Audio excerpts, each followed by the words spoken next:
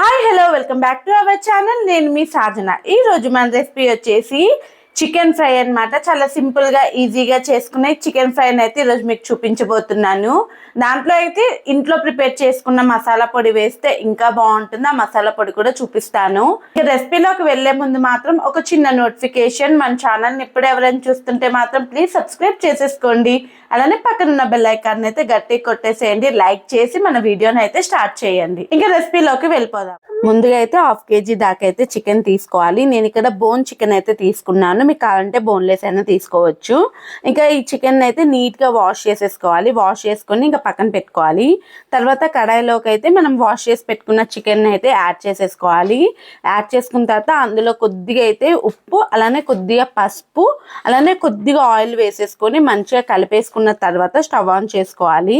Stove on చేసుకున్న తర్వాత అయితే మనము మంచిగా కలిపేసుకుంటూ మధ్య మధ్యలో కలుపుకుంటూ మూత పెట్టేసుకొని అయితే ఇంకా మంచిగా మగ్గించుకోవాలన్నమాట. ఇంకా దాంట్లో సపరేట్ గా వాటర్ వేయనక్కర్లేదు, దాంట్లో వచ్చిన వాటర్ సరిపోతుంది.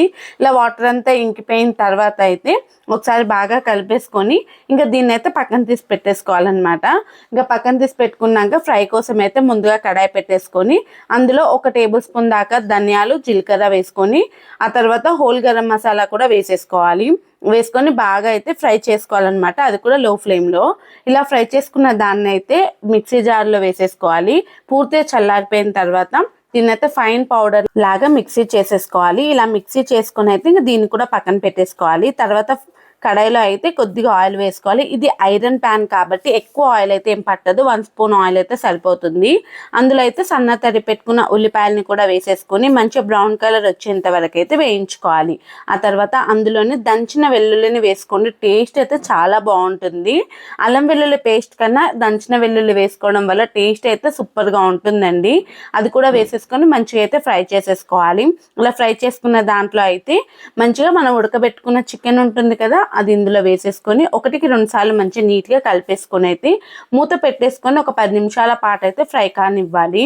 ఇలా ఫ్రై అయిపోయిన చికెన్ అయితే ఇంక ఇందులో ఒక 4 పచ్చిమిర్చిని అయితే ఇలా అయితే సన్నగా తరిగేసుకొని తీసేసుకొని అందులో కొద్దిగా కరివేపాకు కూడా వేసుకొని మంచిగా అయితే మిక్స్ చేసుకోవాలన్నమాట. ఇంక అన్నిటిని ఒకసారి కలిపేసుకొని ఒక 10 నిమిషాల పాటు ఫ్రై చేసుకోవాలి. తర్వాత అయితే మనం కారం పొడి అయితే వేసుకోవచ్చు మన రుచికి తగ్గట్టు. ఆ తర్వాత కొద్దిగా అయితే మనం రెడీ చేసి పెట్టుకున్నాం కదా మసాలా పౌడర్, అది కూడా వేసేసుకోవాలి. వేసుకొని ఒకసారి బాగా కలిపేసుకోవాలన్నమాట. మనం వేసుకున్న స్పైసెస్ అన్నీ కూడా ముక్కలకి పట్టేలాగా అయితే మొత్తం అయితే ఒకసారి కలిపేసుకోవాలి. ఇలా కలిపేసుకున్న దాన్ని అయితే మూత పెట్టేసుకొని ఒక 10 నిమిషాల పాటు అయితే మంచిగా ఫ్రై కానివ్వాలి. ఇలా ఫ్రై అయిన దాంట్లో అయితే సన్నగా తరిగి పెట్టుకున్న కొత్తిమీరని చల్లేసుకున్నాము అని అంటే మన చికెన్ ఫ్రై అయితే రెడీ అయిపోతుంది. సూపర్గా ఉంది కదా చూడడానికి. చూసారు కదా, చాలా సింపుల్ గా చేసేసుకోవచ్చు. దీని కాంబినేషన్ గా రైస్ అయినా బాగుంటుంది, బగారా రైస్ అయితే ఇంకా బాగుంటుంది. ఇంకా టేస్ట్ వైజ్ అయితే చెప్పేస్తాను.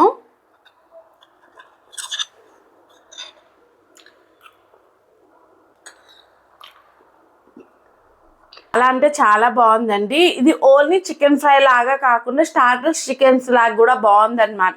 ఒకసారి మీరు ట్రై చేయండి, ఎలా వచ్చింది అన్నది కామెంట్ చేయండి. ఈ వీడియో మీకు నచ్చితే మీ ఫ్రెండ్స్ అండ్ రిలేటివ్స్కి అయితే షేర్ చేయడం మర్చిపోకండి. నా రెసిపీస్ కావాలన్నా సరే కామెంట్ బాక్స్లో షేర్ చేయండి. అలానే ఇంకో వీడియోతో ఇంకో రెసిపీతో నేను మీ ముందుంటాను. Signing of.